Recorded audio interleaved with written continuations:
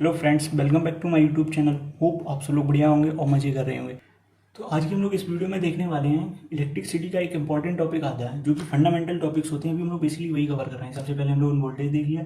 अब हम लोग जो दूसरा फंडामेंटल टॉपिक आता है वो है करंट। ठीक है, तो इसको हम लोग बेसिकली करंट बोलते हैं।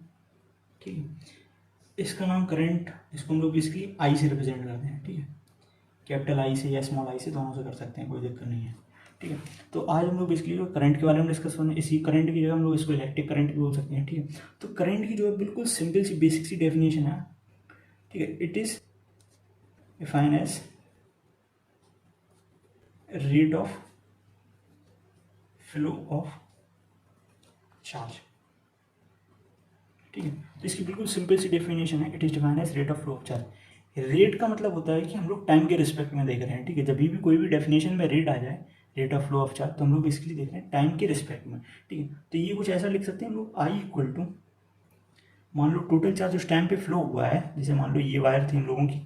ठीक है, और इस वायर मान लो क्यू कूलम चार्ज था। ठीक है, तो क्यू कूलम चार्ज क्या किया, इस साइड से एंटर हुआ और इस साइड से बाहर निकल गया। ठीक है, तो और ये जो चार्ज है बेसिकली इस पॉइंट से निकलने में इस पॉइंट तक, इसको टाइम टी लगा है। ठीक है, तो हम लोग कितना अमाउंट ऑफ चार्ज बाहर निकला है, क्यू अमाउंट, और कितना टाइम लगा हम लोग, टू टी अमाउंट। ठीक है, टी सेकेंड। ठीक है, तो बेसिकली ये जो है ना फॉर्मूला है चार्ज का। ठीक है, it is define as rate of flow of charge, that is I equal to Q by T.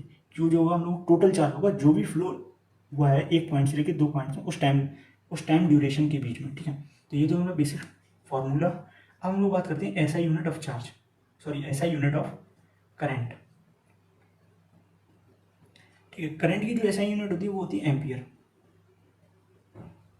ठीक है, इसको हम लोग बेसिकली कैपिटल ए से रिप्रेजेंट करते हैं।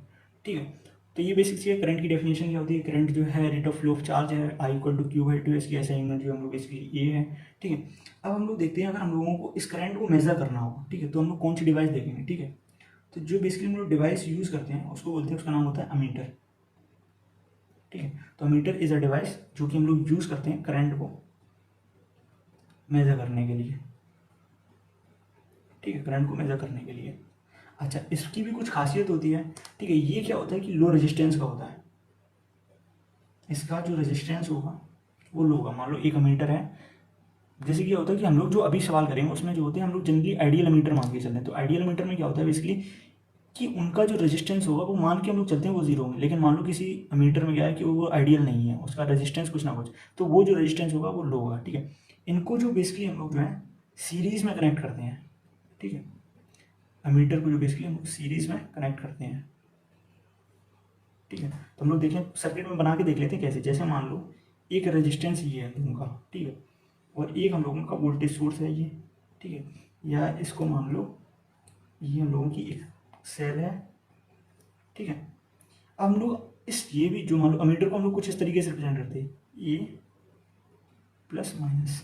ठीक है, ये जो है अमीटर का सिंबल होगा, इसके अंदर एक सर्किल होता है, सर्किल में अंदर ए बना होता है। ठीक है, और ये जो होता है प्लस टर्मिनल और ये होता है नेगेटिव टर्मिनल। अब हम लोग इसको सर्किट में कैसे अप्लाई करें। ठीक है, तो ये तो हम लोग एक रेजिस्टेंस हो गया आर ओम। ठीक है, ये वोल्टेज है। तो हम लोग सर्किट में क्या करते हैं, अगर सीरीज में लगाना है तो किसी भी ऐसे मतलब कुछ ऐसे कनेक्शन जोड़ दो उनका डायरेक्टली।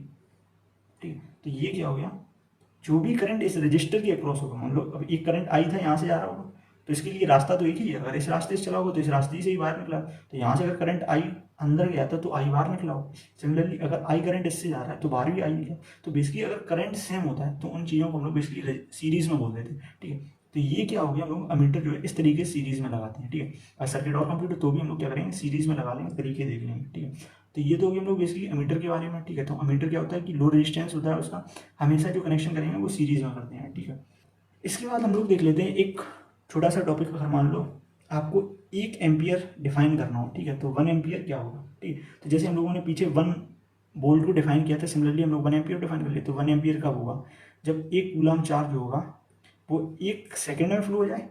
ठीक है, तो इसको हम लोग डेफिनेशन लिख सकते हैं। ठीक है, तो वन एम्पियर इज डिफाइन, या one ampere of current is define as when one coulomb of charge is pass through any cross section of conductor. ठीक है, बेसिकली क्या होगा, मान लो ये कंडक्टर है, तो इस कंडक्टर के थ्रू क्या हो जाए कि एक कूलम चार्ज पास हो जाए यहाँ से यहाँ तक, और कितना टाइम लगे इसको, सिर्फ 1 second.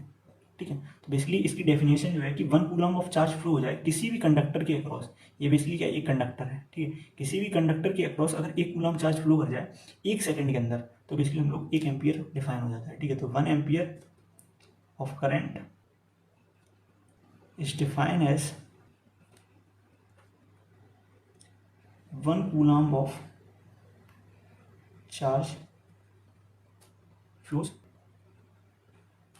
through any conductor in 1 second, ठीक है। तो ये जो होगी हम लोग बेसिक सी डेफिनेशन, ठीक है। तो यहाँ पे हम लोग आज की इस वीडियो में हम लोगों ने देखना है कि करंट बेसिकली क्या होता है। तो करंट क्या होता है, it is defined as rate of flow of charge, ठीक है। इसका हम लोगों ने फॉर्मूला हम लोग देखेंगे I equal to Q by T. ऐसा ही यूनिट जो होगी वो याद रखना एम्पियर होती है, ठीक है। डिवाइस जो इसकी हम लोग कौन सी डिवाइस यूज़ करेंगे करंट को मेजर करने के लिए, उसको हम लोग एमीटर बोलते हैं, ठीक है। इसका जो रेजिस्टेंस होता है वो लो होता है, ठीक है। हमेशा जो है अगर सर्किट में कनेक्ट करना है तो सीरीज में कनेक्ट करेंगे, ठीक है। 1 एम्पियर को हम लोग कुछ ऐसे डिफाइन करते हैं, ठीक है। और मान लो अभी मैं आपको एक सवाल दूँ, ठीक है। मान लो एक सर्किट है, उसमें अगर करंट जो है आई की वैल्यू है वो 25 एम्पियर, कुछ ऐसा समझ लो कि ये एक वायर है, इस वायर से 25 एम्पियर करंट फ्लो हो रहा है, ठीक है।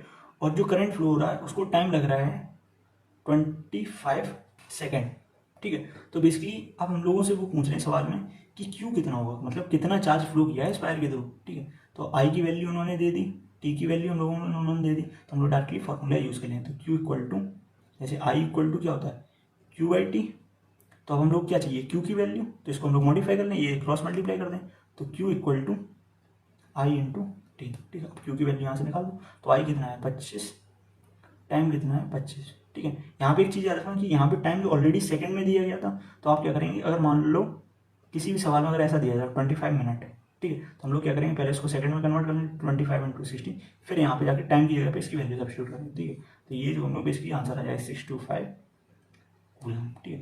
तो ये जो हो गया एकदम सिंपल सा टॉपिक करंट के बारे में, ठीक है। अगर आपको वीडियो से रिलेटेड अभी भी कोई डाउट है तो आप क्या करिए कमेंट सेक्शन में जरूर पूछिए। तो आज हम बेसिकली कुछ क्वेश्चन देखेंगे, जो हम फंडामेंटल क्वेश्चन देखेंगे कि मान लो ये वायर था, ठीक है, ये बेसिकली हम कुछ वायर था, तो इसके अक्रॉस जो करंट फ्लो हो रहा है इसका बेसिकली रीज़न क्या है करंट फ्लो होने का, ठीक है।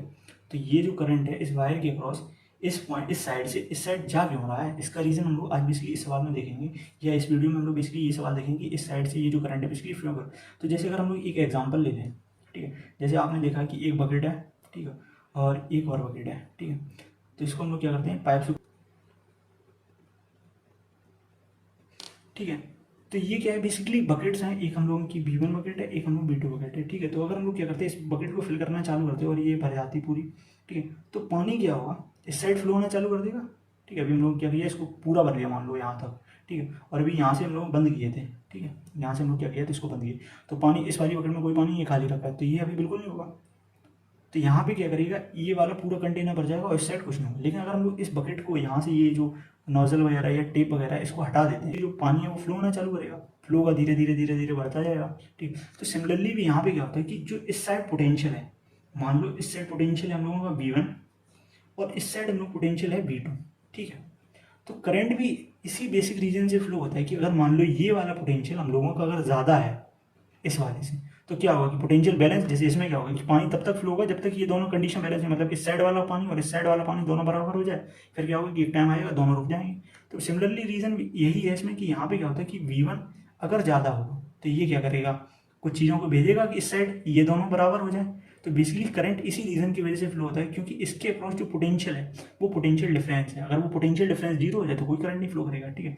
तो बेसिक से रीजन क्या होगा कि अगर मान लो करंट इस डायरेक्शन में जा रहा है तो इस साइड वाला जो पोटेंशियल होगा इस साइड वाला V1 वो ज़्यादा है V2 से, ठीक है। और ये कब तक फ्लो करेगा जब तक ये दोनों पोटेंशियल जो है V1 इक्वल टू V2 ना हो जाए, ठीक है, तब तक फ्लो करेगा। अब मान लो अगर आपसे कोई ये बोलता है कि अगर हम लोग मान लो एक ऐसी कंडीशन बनानी है कि जिसमें करंट हमेशा फ्लो होता रहे, तो हम लोग क्या करेंगे इस भी जो भी कंडक्टर था इसके अक्रॉस हम लोग क्या करेंगे पोटेंशियल डिफरेंस को मेंटेन बनाए रखें, जो भी हम लोग पोटेंशियल डिफरेंस है अगर वो बना रहेगा तो बेसिकली क्या होगा कि करंट फ्लो होता रहेगा, ठीक है। इसी को हम लोग दूसरे तरीके से बोलते हैं कि हम लोग अगर कंटिन्यूस फ्लो ऑफ करंट चाहिए तो हम लोग को क्या करना है कि उस जो भी वायर है या रेजिस्टेंस उसके अक्रॉस क्या होना है पोटेंशियल डिफरेंस जो है मेंटेन रहना चाहिए। अगर दोनों के बीच में पोटेंशियल डिफरेंस बराबर हो जाता है मतलब जीरो हो जाता है तो इसकी करंट फ्लो होना, जैसे इस केस में था करंट फ्लो होना पानी फ्लो होना बंद हो गया, ऐसे इसमें क्या होगा पोटेंशियल बराबर हो गया इस साइड और इस साइड वाला तो करंट जो है वो भी फ्लो होना बंद हो जाएगा, ठीक है। तो ये कुछ सिंपल से हम लोगों ने सिंपल से एकदम नॉर्मल सा क्वेश्चन था, ठीक है। तो अगर आप इससे रिलेटेड अभी भी कोई डाउट है, ठीक है, तो आप क्या करिए कमेंट सेक्शन। अब हम लोग दूसरी चीज़ देखते हैं कि मान लो ये वायर थी, ठीक है, या सिंपल सा क्वेश्चन मान लो कि हम लोग कैसे डिसाइड करें कि मान लो करंट इसी डायरेक्शन में जा रहा है, ठीक है, मतलब करंट का डायरेक्शन कैसे डिसाइड करें, ठीक है। तो इसके समझने के लिए हम लोग क्या करते हैं, ये एक वायर है, ठीक है, कोई कंडक्टर, तो इसके अंदर बहुत सारे इलेक्ट्रॉन होंगे, ठीक है। तो ये जो है कुछ बहुत सारे इलेक्ट्रॉन लोग देखेंगे। अब हम लोग क्या करते हैं कि रूम टेम्परेचर पे क्या होगा, जब रूम टेम्परेचर, तो इलेक्ट्रॉन नॉर्मल मोशन कर रहे होंगे, ठीक है, ये इधर टहल रहा होगा, मतलब आराम से, ये इधर टहल रहे होंगे आराम से। लेकिन हम लोग क्या करते हैं, तो रूम टेम्परेचर बेसिकली अगर हम लोग देखा कि किसी भी कंडक्टर के थ्रू करंट अगर मतलब ऐसे ही रख दें कोई वायर को, तो उसके अक्रॉस कोई करंट फ्लो हो रहा नहीं हो रहा होगा, ठीक है। तो आप समझ सकते हैं कि बेसिकली ये क्या कर रहे हैं, जैसे कोई क्रॉस सेक्शन एरिया होता है कि मान लो हम लोगों ने क्या पढ़ा है अभी कि करंट का फ्लो होता है कि जब कोई चार्ज पास होता है, तो मान लो एक केस मान लो, जैसे क्या था, ये क्रॉस सेक्शन एरिया था, तो एक इलेक्ट्रॉन क्या रूम टेम्परेचर, तो ये तो टहल रहे होंगे आराम से, तो ये क्या करें इस साइड पार हो जाएंगे, तो करंट फ्लो होना चाहिए आपके हिसाब से। लेकिन क्या होता है कि जब रूम टेम्परेचर होता है कि जब ये इलेक्ट्रॉन इस साइड आया होगा, तो कोई ना कोई एक इलेक्ट्रॉन ऐसा भी होगा जो इस साइड गया होगा, ठीक है। और मान लो इस साइड से दो इलेक्ट्रॉन इस साइड आए, तो इस साइड से भी दो इलेक्ट्रॉन इस साइड गए, तो नेट फ्लो जो होगा वो क्या होगा, भाई जीरो ही तो होगा, ना कोई इस साइड आया ना कोई इस साइड गया, मतलब बराबर ही था, चाहे इस साइड आ जाए चाहे उस साइड आ जाओ, तो कोई चीज़ का फर्क नहीं पड़ा है, ठीक है। तो जो नेट करंट फ्लो होता है वो बेसिकली कोई नहीं होता। अब अगर हम लोग इसी चीज़ में देखेंगे डायरेक्शन पर, तो हम लोग क्या करते हैं, जैसे इस सर्किट इसमें मान लो, ठीक है, तो हम लोगों ने ये बीच वाला पोर्सन थोड़ा ऐसे इरेज कर लेते हैं। तो अगर हम लोग इसमें देखें, हम लोग क्या करें, एक सेल लगा देते हैं, ठीक है। तो हम लोगों ने क्या किया, ये प्लस टर्म ना ये नहीं, ठीक है। तो ये जो पॉइंट होगा ये हाइयर पोटेंशियल पे होगा, इसका जो पोटेंशियल होगा वो ज़्यादा होगा इस वाले से, ठीक है। तो अगर हम कुछ ऐसे चलते चलें, यहाँ पे कोई रेजिस्टेंस नहीं है, तो ये भी हाइयर पॉइंट पे होगा वी एच, ठीक है। और ये क्या होगा लोअर पॉइंट पे वी एल, ठीक है। तो बेसिकली यहाँ पे एक टर्म आता है इलेक्ट्रिक फील्ड बोल दो उसको, ठीक है। तो इलेक्ट्रिक फील्ड जो बेसिकली जनरेट होती हैं वो हाइयर पोटेंशियल से लोअर पोटेंशियल की साइड फ्लो होती है, ठीक है। तो जब इलेक्ट्रिक फील्ड जो है हाइयर पोटेंशियल से हम लोगों का लोअर पोटेंशियल की साइड फ्लो हो रहा है, तो जो इलेक्ट्रॉन होता है वो बेसिकली हमेशा अप होती है। ये जो है इलेक्ट्रिक फील्ड, इसको हम लोग ई से रिप्रेजेंट करते हैं, ठीक है। तो इलेक्ट्रिक फील्ड जो है वो हमेशा वी हाइयर से वी लोअर की तरफ जाएगा, ठीक है। तो जो इलेक्ट्रॉन होगा वो हमेशा फ्लो करेगा इस इलेक्ट्रिक फील्ड के अपोजिट डायरेक्शन। तो अगर मान लो ये जो इलेक्ट्रिक फील्ड है वो इस डायरेक्शन जा रहा, तो इलेक्ट्रॉन किस डायरेक्शन जा रहा हो, इस डायरेक्शन, ठीक है। और इलेक्ट्रॉन जिस डायरेक्शन में जाएगा उसके अपोजिट डायरेक्शन करंट जाएगा, ठीक है। तो इलेक्ट्रिक फील्ड जा रही है जिस डायरेक्शन, उसके अपोजिट इलेक्ट्रॉन मूव करेगा, तो इलेक्ट्रॉन किस डायरेक्शन मूव कर रहे हैं, ठीक है। अब मान लो इलेक्ट्रॉन इस डायरेक्शन में, तो करंट जो होता है वो बेसिकली इलेक्ट्रॉन के अपोजिट डायरेक्शन, तो करंट जो बेसिकली वो इस डायरेक्शन में मूव करेगा, या फिर हम लोग डायरेक्टली बोल सकते हैं जो करंट होगा वो इलेक्ट्रिक फील्ड की डायरेक्शन में मूव करेगा। अच्छा, यहाँ पे क्या होगा, करंट फ्लो होगा, जब हम लोग पोटेंशियल अप्लाई कर देंगे तो ये सारे क्या इलेक्ट्रॉन जो होंगे, ये सारे इलेक्ट्रॉन होंगे वो एक डायरेक्शन में मूव करने लगे होंगे। तो सारे जो इलेक्ट्रॉन है वो सारे इलेक्ट्रॉन, सारे जितने ये वाले भी हैं और जितने भी होंगे इसके अंदर, वो सारे इस डायरेक्शन आ रहे हैं, एक भी इलेक्ट्रॉन यहाँ पे वापस नहीं आ रहा, सारे इलेक्ट्रॉन इस डायरेक्शन जा रहे हैं। जब सारे इलेक्ट्रॉन इस डायरेक्शन आ रहे हैं तो मान लो ये एरिया क्रॉस सेक्शन, तो सब इसको एक साथ क्रॉस करके जा रहे हैं, तो जब इसको क्रॉस करेंगे तो यहाँ से करंट फ्लो होता है बेसिकली, ठीक है। तो ये जो हो गया हम लोगों का बेसिक से सवाल थे जो कि हम लोगों को समझने चाहिए, जो कोर कॉन्सेप्ट होता है करंट का, कि करंट क्यों फ्लो हो रहा है, करंट कंटिन्यूसली क्यों फ्लो होता है, ठीक है, करंट का डायरेक्शन कैसे डिसाइड करें, ठीक है। तो ये सारी चीज़ें थी, ये सारी चीज़ें आपको समझनी चाहिए। अभी भी अगर आपको इन सारी चीज़ों से रिलेटेड कोई डाउट है तो आप कमेंट सेक्शन में जरूर पूछिएगा, और वीडियो को लाइक, चैनल को सब्सक्राइब कर दीजिए, जिससे क्या होगी आपको ये कंटेंट टाइम टू टाइम मिलता रहे और आप अपडेटेड रहें इन सारी चीज़ों से, और आप क्या हो अपनी नॉलेज को बूस्टअप भी कर सकें, ठीक है। तो वीडियो देखने के लिए थैंक यू, चैनल को सब्सक्राइब और वीडियो को लाइक कर दीजिएगा। Thank you, keep watching.